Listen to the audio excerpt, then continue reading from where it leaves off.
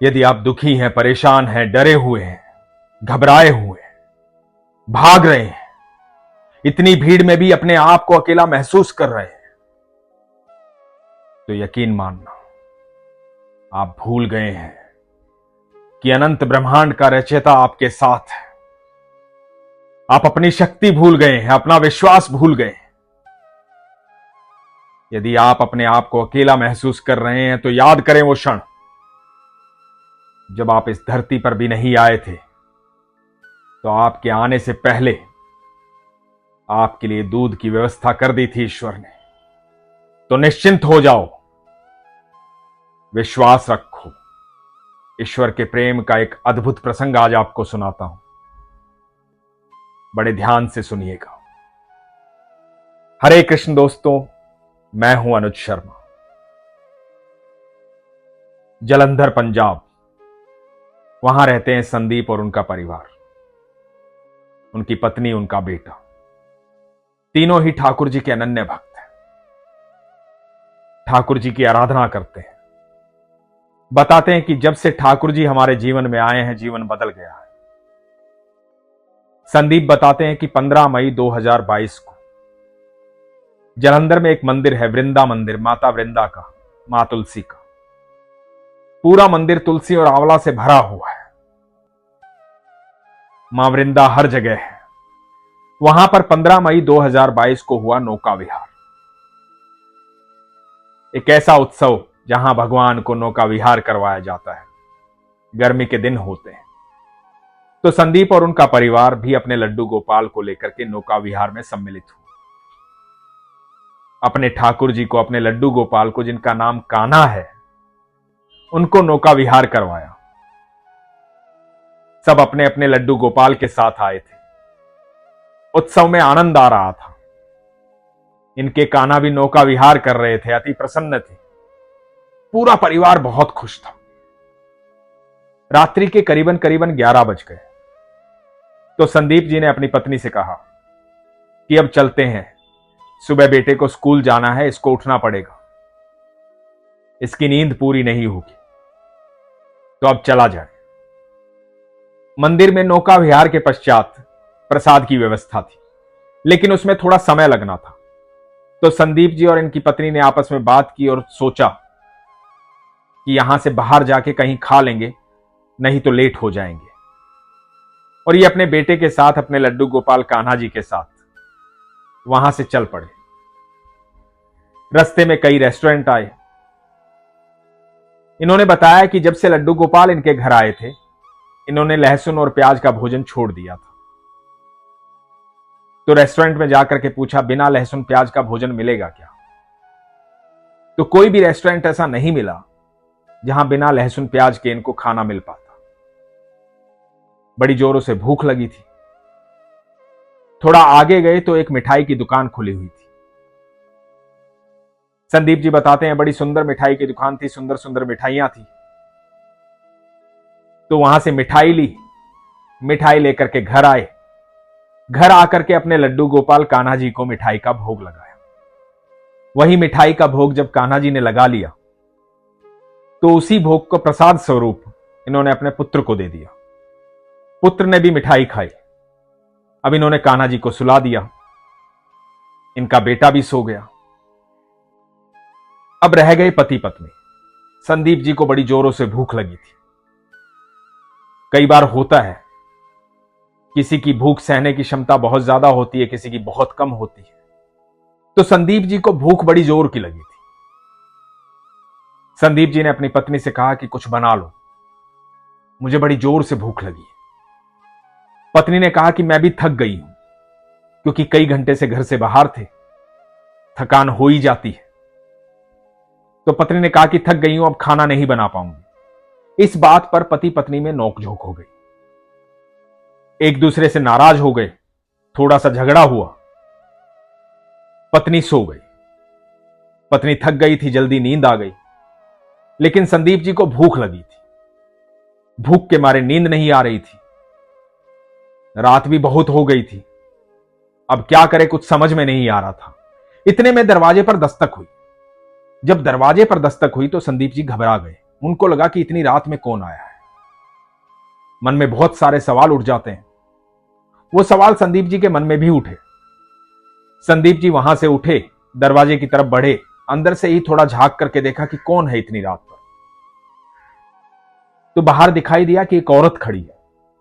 संदीप जी ने जाके दरवाजा खोला, उनसे पूछा, जी बताइए। उस औरत के हाथ में एक थाली थी जिस पर उसकी चुन्नी ढकी हुई थी। चुन्नी हटाई तो उस थाली में कढ़ी चावल थे। उस औरत ने कहा कि आप नौका विहार के लिए आए थे ना, आपने वहां भोजन ग्रहण नहीं किया, तो मैं आपके लिए लंगर प्रसाद लेकर आई,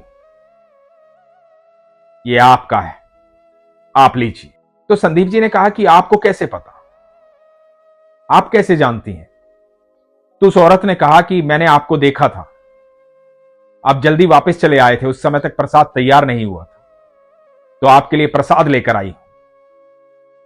संदीप जी ने वो थाली अपने हाथ में ली, उनका धन्यवाद किया और सोचने लगे कि मेरे ठाकुर जी की लीला अद्भुत है, कितने दयालु हैं, कितना प्रेम करते हैं मुझसे। मुझे भूख लगी थी, मेरे ठाकुर जी को सहन नहीं हुआ, मेरे लिए यहीं पर भोजन भेज दिया। इतने में वो औरत चली गई। वो प्रसाद की थाली लेकर संदीप जी अंदर आए, अपनी पत्नी को उठाया और कहा कि देखो, ठाकुर जी ने भोजन भेजा है, प्रसाद भेजा है। पत्नी देख करके हैरान हुई, इतनी रात को प्रसाद कहां से आया? पत्नी ने पूछा कि कहां से आया? संदीप जी ने बताया कि इस तरह से एक औरत आई थी, कह रही थी कि नौका विहार में हमने प्रसाद नहीं लिया, तो इसलिए यहां लेकर आई है। तो संदीप जी की पत्नी ने पूछा कि कौन है वो औरत, क्या नाम था उसका, कहां से आई थी? संदीप जी ने बताया कि ये तो मैंने पूछा ही नहीं, मैंने उसे कभी पहले नहीं देखा, ना अपने मोहल्ले में देखा, मैंने कहीं नहीं देखा। मैंने बस प्रसाद लिया और मैं सोचने लगा कि मेरे ठाकुर जी की लीला अद्भुत है। मेरे दिमाग में ये बात ही नहीं आई कि मैं उनसे पूछूं कि वो कौन है, कहां से आई है, क्या नाम है उनका। मैंने प्रसाद लिया और उनका धन्यवाद किया, उसके बाद वो चली गई। जब ये बात पत्नी को बताई तो संदीप जी की पत्नी और संदीप जी उस थाली में प्रसाद को देख रहे थे और आंखों से अश्रु बह रहे थे। मन में भाव प्रकट हो रहा था कि हमारे कन्हैया हमारे साथ साक्षात रहते हैं। किसी को पता हो ना पता हो, हमारे ठाकुर जी को सब पता होता है, हमारी आवश्यकताएं क्या हैं। ईश्वर कहते हैं कि मैं तुम्हारी आवश्यकताएं तुमसे अधिक जानता हूं और समय आने पर पूरी कर दूंगा। ईश्वर हमसे बेहद प्रेम करते हैं। जब भी हम अपने आप को अकेला महसूस करें, डरें, घबराएं, किसी भी बात की चिंता करें, तो सिर्फ एक बात याद करें कि हमारे धरती पर आने से पहले हमारे दूध की व्यवस्था कर दी गई थी। याद करें अपना बीता हुआ वक्त। आपको उस वक्त यह एहसास होगा कि आपको जिस चीज की आवश्यकता थी, जब जो चीज चाहिए थी, उस समय वो चीज आपको मिली, और जो नहीं मिली वो आपके सुख का कारण बनी। तो यदि आपके साथ आज दुख है तो वो आपके सुख का कारण है। कोई चीज आपके साथ नहीं है तो वो आपके सुख का कारण है।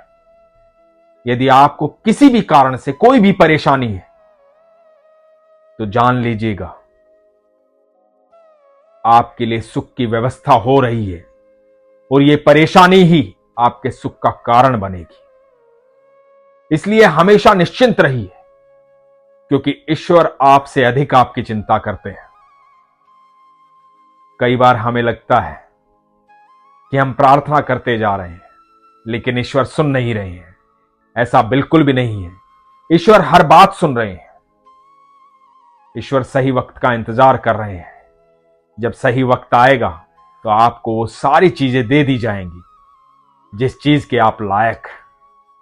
ठाकुर जी कहते हैं मैं इंद्रियहीन हूं, ना मुझे कोई सुख पहुंचा सकता है ना कोई दुख।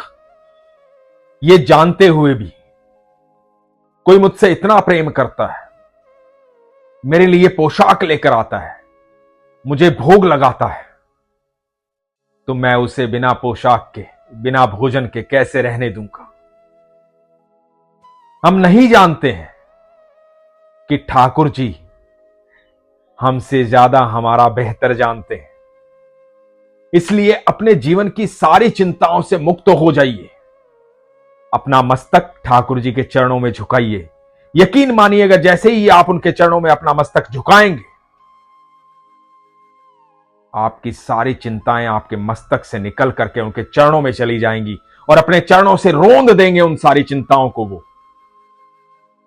बस फिर क्या, फिर निश्चिंत हो जाइए और आनंद लीजिए इस सफर का, लेकिन अपने विश्वास को प्रगाढ़ रखिए। इसीलिए हमेशा कहता हूं अपने विश्वास को मजबूत रखिए, अपना ख्याल रखिए। हरे कृष्ण।